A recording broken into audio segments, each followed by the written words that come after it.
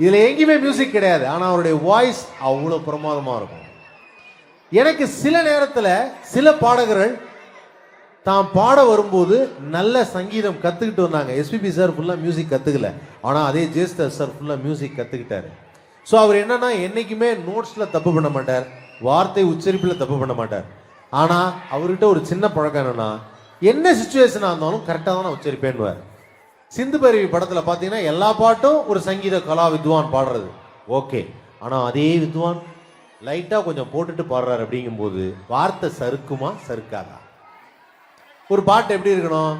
ஏ தண்ணி தொட்டி தேடி வந்த கண்ணு குட்டினா, ஏ தண்ணி தொட்டி தேடி வந்த கண்ணு குட்டினா, இந்த சூரியன் வழிக்கு சேர்த்து விழுந்த சாமி, இப்படி இருக்கணுமா?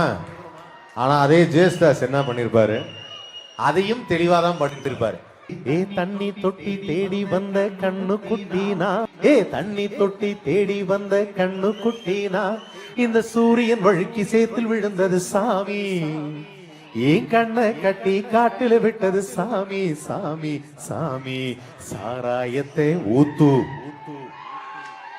ஏன்னா அவருடைய ப்ராப்ளம் எங்கேயுமே நோட்டும் மாறக்கூடாது, வார்த்தைகளும் அப்படியே கரெக்டான உச்சரிப்புலாம் இருக்கும்.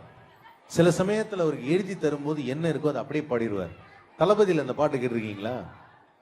காட்டுக்குயில் மனசுக்குள்ள எஸ்பிபி பாடும்போது அப்படி ஜாலியா போடுவார். போடா எல்லாம் விட்டு தள்ளு, பழசையெல்லாம் சுட்டு தள்ளு, புதுசா இப்போ பிறந்த முன்னு எண்ணிக்கொள்ளடாடோய் டாடோய். ஓகே, இப்ப ஜேஸ்தாஸ் பாடணும். பயணம் எங்கே போனால் என்ன, பாதை 100 ஆனால் என்ன, தோட்டம் வச்சவன் தண்ணீர் விடுவான் சும்மா நில்லடாடோய். எதுக்கு சார் இப்படி பாண்டீங்கன்னா, அது அப்படிதான் எழுதி இருக்கு அப்படின்ட்டார். அதனால எழுதுன அந்த எழுத்து சரி, உச்சரிப்பு சரி மாறாது. இது அவருடைய ஒரு ஸ்பெஷல். இதுல எனக்கு ரொம்ப பிடிச்சது இசைஞானி இளையராஜா அவர்கள். பட் இசைஞானி